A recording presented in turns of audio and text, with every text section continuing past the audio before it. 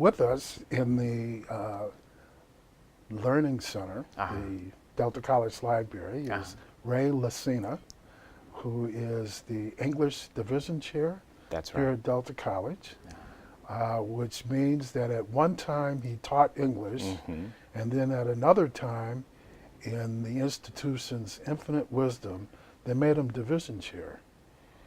Exactly what does a Division Chair do? Well, you know, we are the equivalent here, I think, of what you would see deans at a lot of other schools doing, which is basically managing the division. We're involved with scheduling, hiring. So far, I've not done any firing, but that would be part of the job as well. But also directing the division's strategic initiatives, working with the administration on larger college initiatives. It's really a little bit of everything. So it's very different from the classroom. I'll say that I think skills I learned in the classroom have certainly helped me in this job, but it's been a fantastic experience. It's been very exciting. Why is writing or English important in this era of technology? Right. You type up a letter, you hit spell check. It takes care of your spelling errors. No, it doesn't. You know. Yeah, I know what you mean. What else? Yeah. Why would you need a college level education? Okay. Well, you know, I'd say there are two places where it's going to impact your life. In college, reading and writing are basically the foundation of everything. I was using a Star Wars analogy for this in the division office earlier today. I was thinking about, and they're going to be laughing at me because I brought up Star Wars because I do that too often. But you know, in Star Wars, the Force penetrates everything. In a way, English, reading and writing, penetrates everything at college.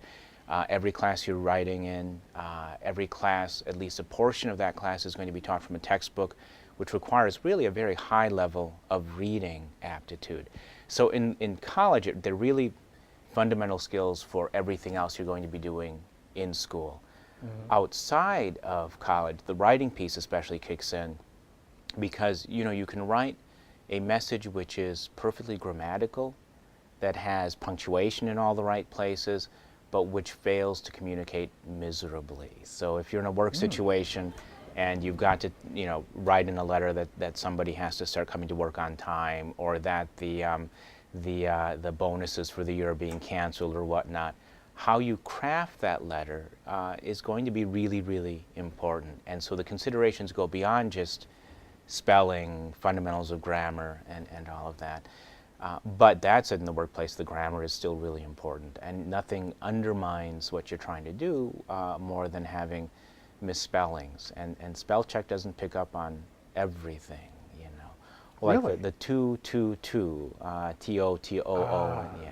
So, yeah. Another thing I've noticed with the impact of technology is that some of the language has actually changed. Right. I noticed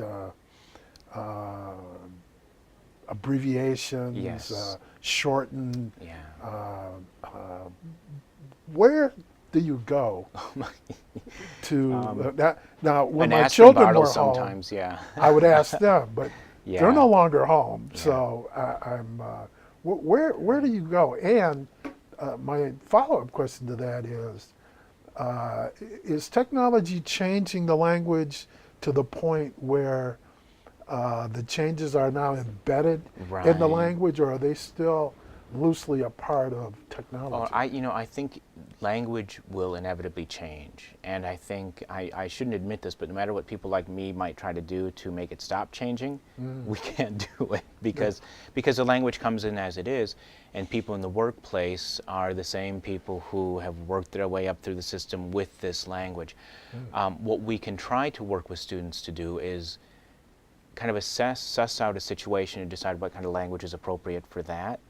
And so gradually, we hope by the end of their education, they have an idea, okay, well, in this situation, the LOLs and OMGs and whatnot are appropriate, but when I'm writing a cover letter for a resume, I should probably leave those out. When I'm writing my doctoral dissertation, I should probably leave those out.